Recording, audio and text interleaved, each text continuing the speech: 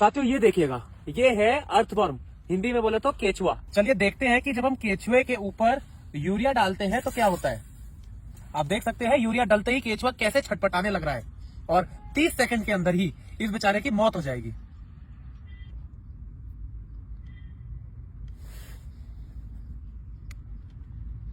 आप यहाँ पे देख सकते हैं 2-4 दाने ही यूरिया के केचुए के ऊपर पड़े थे और 30 सेकंड से कम समय के अंदर यूरिया से हमारा केचुआ ये मर गया है। अब आप सोचिए, खेतों में जब क्विंटल का क्विंटल यूरिया और बाकी केमिकल जमीन पे पड़ते हैं तो जमीन में रहने वाले केचुए और वो हजारों जीवों का क्या होता होगा। केचुआ जमीन के अंदर और बाहर दिन भर में जाता है और वो मिट्टी को खाता है। ऐसे के अंदर वो मिट्टी को मिलाता भी है और जो वो टनल्स बनती है केचुए के जाने से, उसके अंदर हवा का पैसेज होता है और जड़ों को फैलने की जगह मिलती है। इससे हमारी मिट्टी भुरभुरी बनी रहती है और जब बारिश होती है तो पानी का ड्रेनेज भी बहुत अच्छे से हो जाता है, यानी मिट्टी पानी पी पाती है क्योंकि पानी के अंदर जाने के रास्ते हैं। अगर केचुआ नहीं होगा तो हमारी जमीन बहुत ही सख्त हो जाएगी और जब पानी पड़ेगा तो सॉइल इरोजन होगी, पानी बह के चले जाएगा या फिर बाढ़ आ जाएगी, पर मिट्टी के अंदर पानी जाएगा नहीं। तो इसलिए खेत में केमिकल फर्टिलाइजर डाल के केचुओं को मारने की बजाय आप केचुओं से ही वर्मी कंपोस्ट तैयार कर सकते हैं और ये नेचुरल फर्टिलाइजर खेत में कमाल का रिजल्ट लाता है। एकदम सस्ते जुगाड़ तरीके से हम केचुआ खाद कैसे तैयार कर सकते हैं, गोबर कहां से लाएंगे, ट्रांसपोर्ट कैसे करेंगे, खर्चा क्या क्या आएगा, केचुआ मल्टीप्लाई कैसे करना है और वर्मी कंपोस्ट से केचुआ अलग कैसे करना है,